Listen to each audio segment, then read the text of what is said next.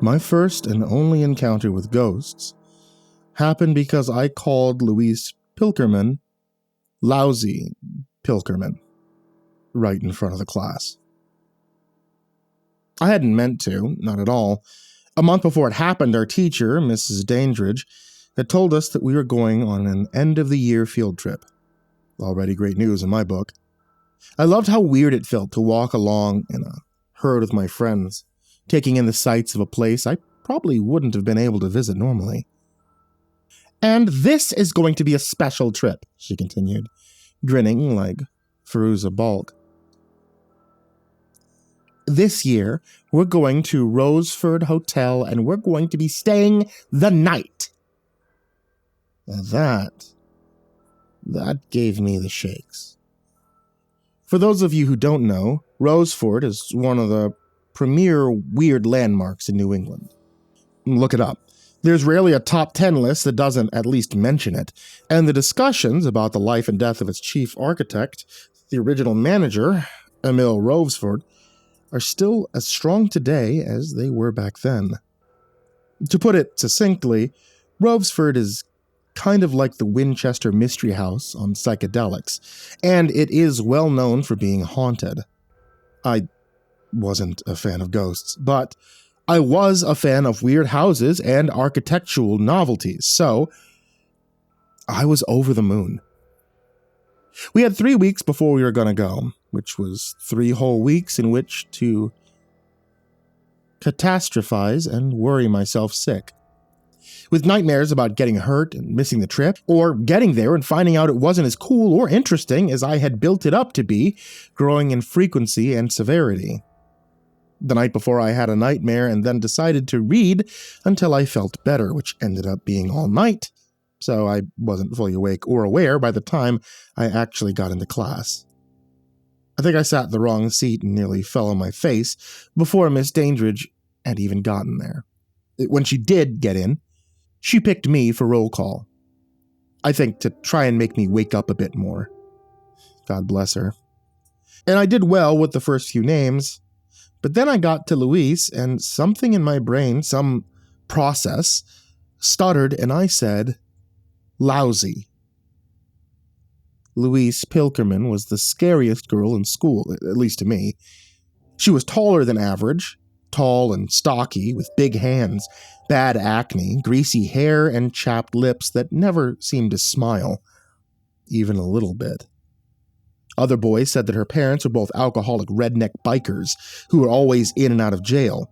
They were actually both in the military and were very proud of having spotless records, and that Louise was a thug who sold dope to other kids.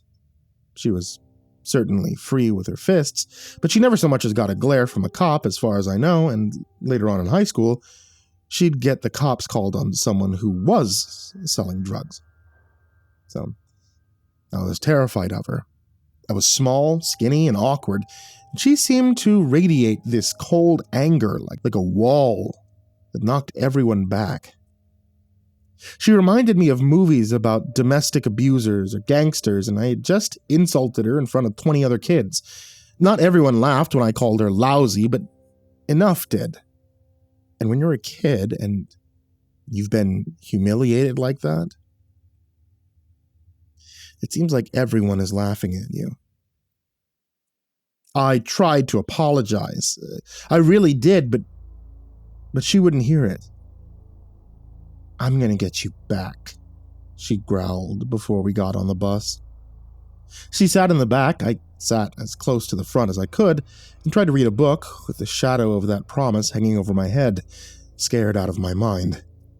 At least until we got there and I stepped out into the sunlight and actually saw Rovesford up close and in the flesh. And the world narrowed down to just that for a little while. You see, Emil Rovesford was a stage musician turned architect who spent 15 years of his life planning and constructing a place that would incorporate all the different kinds of architecture that he'd seen on his trips around the world. And the result was chaos that you could touch and inhabit, like an I Spy book with buildings or a living 3D collage. From above, the whole mess looked like a giant protozoa, maybe a very lopsided star, bloated and prickly on one side, stretched like taffy on the other. Each section was a jumble. There were brick and stone, metal and glass and wood. There were domes and colonnades, bays and belfries, gables and eaves, Shion-zukuri and Old Gothic, Colonial and Victorian and Grecan, all welded together. I could have stared forever trying to pick out every little detail, but Miss Dandridge only gave us about a minute before most of the rest of my class ran out of attention span. We spilled into the northern lobby, which was cool and quiet and more or less what I'd imagined a swanky hotel to be like. Red carpeting, a high barrel vault roof, white pillars, clusters of couches, and a tour guide waiting to show us around. Her name was Annie, and she was great. I remember her being a carefree, laid-back college chick who took the job because she honestly thought it was interesting. The hotel's layout was so chaotic it required a bunch of laminated maps to navigate, but Annie had definitely been there for a while because she never so much as looked at any of them. She took us from room to room and laid everything out. If there was a script that she was supposed to go by, she probably chucked it right in the trash after the first few read-throughs because she added so much history and so many weird bits of trivia, stuff even I didn't know about, and I thought I'd researched it all pretty well. There were a few things I knew, like how the planning stage took 5 years because Rovesford kept going to new places, falling in love with new bits of architecture, and then deciding to add them in, or how he passed over his oldest son and gave his daughter the stewardship of the place and his fortune, which in the 19th century was a pretty big deal, caused a huge scandal. It wasn't until we got to the game room that I actually heard something that I hadn't before. There we all were, in the middle of this huge comma-shaped room with a red shag and oak paneling, trying to keep out of the way of the construction guys who are packing up the musty old mod furniture and the old arcade machines. When in the middle of telling us about how they were going to refurbish the room, Louise put her hand up and asked, "Are you guys going to open up the Blue Wing?" Behind us there were two people, a construction guy and a woman in a business suit. Both were arguing quietly, and when they heard her ask that, Louise wasn't very soft-spoken. They turned around and glared at her. She glared right back and cocked her chin defiantly. I don't think Annie noticed any of that, though. She just laughed and told us the whole wing was going to stay closed up, and that it was eventually going to be torn down from the rest of the building. She asked, "Where'd you hear about the Blue Wing?" Louise said, "On the internet. They had an article on Ogrish." Then a boy asked what the Blue Wing was, and I saw the mischief come alive in Annie's eyes. She looked around, then lowered her voice and said, "What you guys don't know? The last owner of this hotel was a murderer." That was my introduction to Grace Rovesford, the last of that family line and the one who gave the place its reputation. Grace was born at the tail end of the 40s, raised by two parents who had died right next to her in a car crash one evening in 1953. They'd taken a back road in Nevada and swerved to avoid a coyote. Grace was pinned to the dash for 13 hours before help came. Annie said that she ended up locked in an asylum for a decade afterwards and came out worse off than she had been when she was thrown in. But I did some research, and she was actually admitted to a highly regarded naturalistic retreat on the outskirts of California, and it was only for a year. There's not much about her I could find in the years before she fully took over the inn, but I think the rest of Annie's story turned out pretty much true. She became a minor celebrity in the hippie community in the early 60s, wrote a whole bunch of papers on everything from homeopathy to astral projection, and published a book of poetry called To Dance in Dreamland, to Scorn the Reaper. In 65, she actually took charge of the hotel and added her own flair, taking what she'd loved about San Francisco and transplanting as much of it as she could. If you look at the pictures from the time, every room looks like a blacklight poster with mod furniture, space-age appliances to top it all off. A lot of the old clientele hated it. They thought it looked like, and I quote, a sleazy head shop. But the hotel had been in a slouch by then, and there weren't many of these people left. The new look actually worked, and for 4 years it was as lively as it had ever been when it was first opened. Tourists loved the new novelty, and the hippies loved that it was a place meant for them, overseen by one of them. Grace used to come down and greet her guests at breakfast. People said that she had a smile like a slice of sunshine. She could make you feel happier just by being in her presence. At night, she and some of her old commune who had set up shop there would sing and get high, and she'd talk about her ideas and the things that she'd seen in her dreams. 4 years of prosperity. 4 years of peace. And then it all came crashing down. Grace got sick. Very sick. She started keeping to herself more and more. Her lungs began to shut down, and so there was no more singing. Did you know that there was a ballad written about her last year's? It's called The Silence Comes to Stay, and that's what it was like, apparently. People left. The mood was gone. Grace moved from her room on the northwest spire to a wing her mother had added on. She had her friends paint the walls and ceiling blue, and then she locked herself away with only a couple of people closest to her. She hired a manager to run things, and she stayed where she was. People asked after her health and were told that she was, quote, engaged in a healing contemple. Things evened out for a while. Some people even said they could hear her singing some nights. And then a man named Jasper Arnott went missing. His wife said he'd gotten up in the middle of the night and hadn't come back. She looked, and when she couldn't find anything, she got the staff to look with her. The search went on for hours, and then a maid found Arnott laying in the eastern garden, his bathrobe covered in blood, and his head missing. The police never found the head or the weapon that did it, but they did find Grace's prints on the bathrobe. All of her friends went peacefully, and so did she. She died of cancer in December 1969, a month before her trial. The investigations also implicated her in a dozen other missing persons cases, but nothing ever came of it. Annie didn't tell it quite like that. She shortened it, added something about garden shears, for effect, and it worked, too. I was scared out of my mind. Not even Mrs. Dandridge announcing that we were going to have a pizza night made me feel any better. We ran around and played where we were allowed. I sat by an empty koi pond and watched the little vents bubble away. I crossed bridges, ducked through trap doors, used slides sculpted to look like dolphins leaping from the water. I even found the narrow passage hidden behind a suit of armor, just like in the Hardy Boys. I wandered it for a bit before I realized that I had gone farther than I was supposed to. I was halfway back when I heard two people talking in hushed, angry tones, a man and a woman.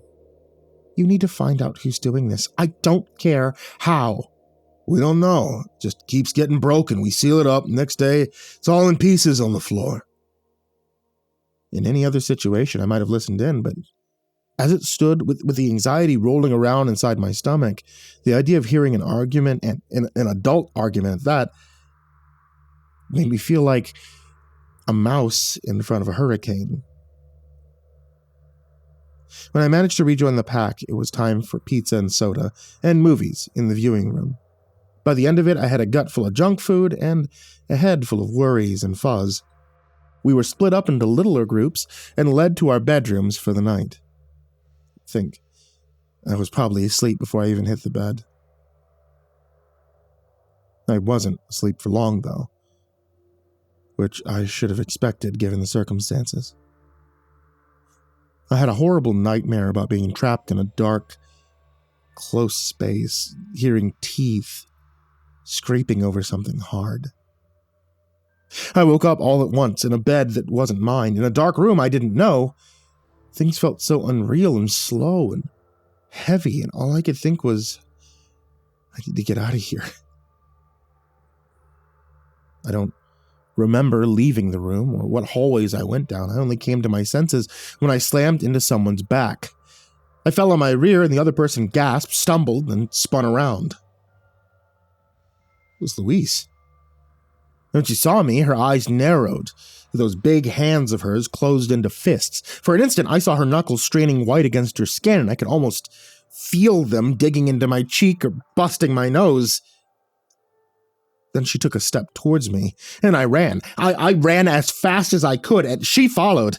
Neither of us noticed the change in wallpaper from cream to faded orange and purple, or the plastic sheets over everything, the white bucket stacked in one nook, the big industrial vacuums humped up against the wall, or the fresh shards of plaster on the floor. All I could register was an open door, and the hallway was wide and dark like a throat. Every door was shut, and dust puffed under my sneakers with every step I took. I made it to the end of the hall, to one last door before Louise grabbed the back of my shirt and threw me into the wall. Then she was in my face. Her eyes gleamed in the low light. "You made him laugh at me, you little freak," she hissed. Her breath was cold and smelled like cola. I tried to explain myself, but she shoved me back into the wall and hit me hard enough to make my teeth click together. It tasted blood. My guts churned and I prepared for more, but Louise had backed off. She looked at me, at the blood, with wide eyes like she'd never seen it before. Then she looked at her hand. She told me later that had been the first time she'd hurt someone bad enough to make them bleed, and that it made something click in her mind. It became real to her, she said. There was silence between us. I still cowered. Louise still looked at me like I was about to keel over and die right there, but there was stillness. I could breathe. She could think properly. And that's when we noticed the music. I say noticed and not heard because it sounded like it had been playing ever since before we'd even gone down the hallway, but I don't know why. It sounded like music from a long time ago, fluty and rambling and soft. It made me think of people with wooden flutes, letting their music wind down under doorways and through grassy meadows. It's music of dark forests, standing stones, deserts that never ended, and obscure islands with ancient palaces, temples made of marble. It was so weird that we had to turn around, and when we did,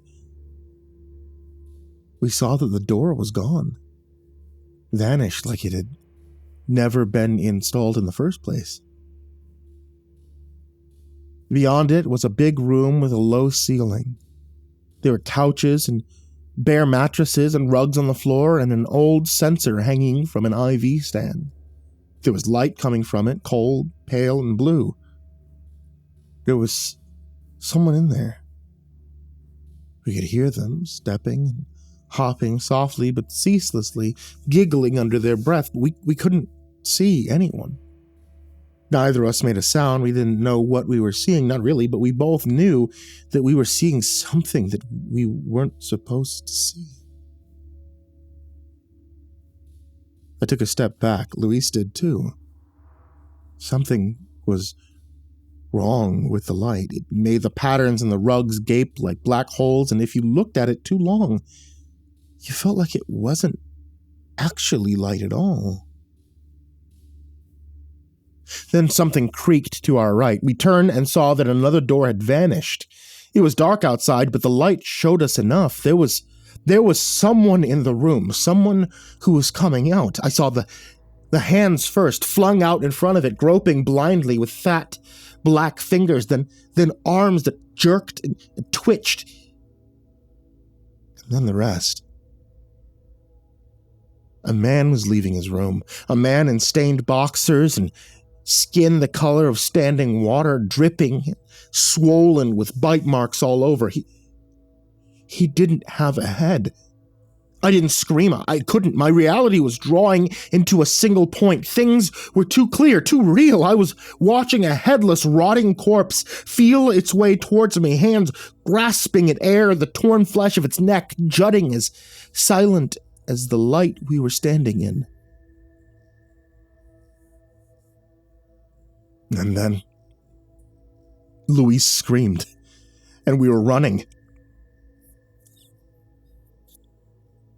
I heard its feet then, taking quick, stumbling steps. He knew where we were now. My heart was pounding so loud, I almost didn't notice how the music had turned sour. The hallway stretched on and on. There was no more dust or cobwebs. The doors were vanishing 2 by 2, and the light revealing the deep, cold blues of the walls and ceiling had been painted in blue like Saturn or somewhere far off. Luis reached the exit first and slammed into it. It wasn't locked. She tumbled out into the red carpet and plaster chunks. I don't know why I did it, but just before my body passed through, I looked back. And if Luis hadn't caught me by the hand and dragged me behind her, I don't really know how to articulate it, but I think she saved my life. We ran until we saw lights on under doors, normal ones. One of Luis's friends heard us and opened the door, and when she saw us in good light, she called for grown-ups. The last thing I really remember for a while was hearing Luis asking if I was okay. I really wasn't. Apparently, Luis told the adults what we'd seen. I was in no state to say anything, so I couldn't corroborate her story, but it still got people talking. I saw the news story later once I was better.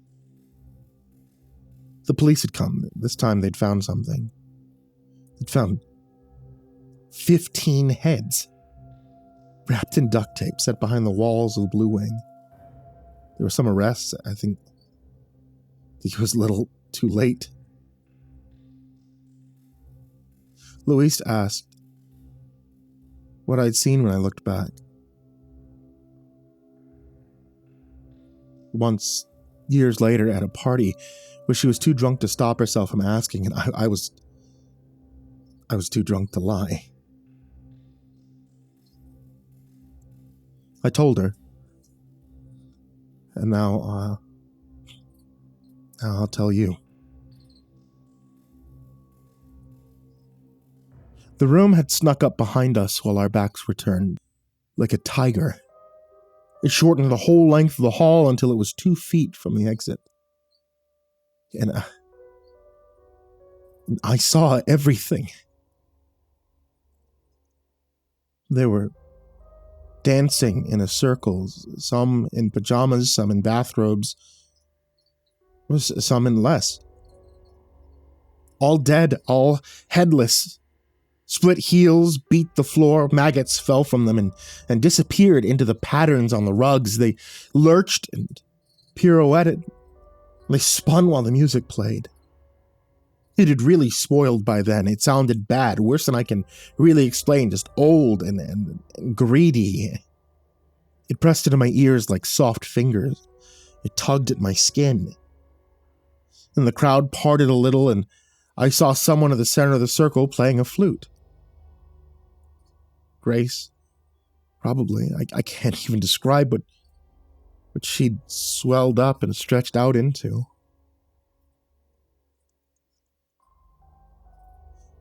They've torn the Blue Wing down. The rest of the hotel is fine. It's still running. Sometimes I browse the internet, I look for new sightings, but there hasn't been anything. All's quiet there, which is good. Luis wrote a book called The Scratchings and Mutterings, The Haunted Hotels of New England. If you're reading this, I hope you're doing well, and I'm sorry I called you lousy. It really was an accident.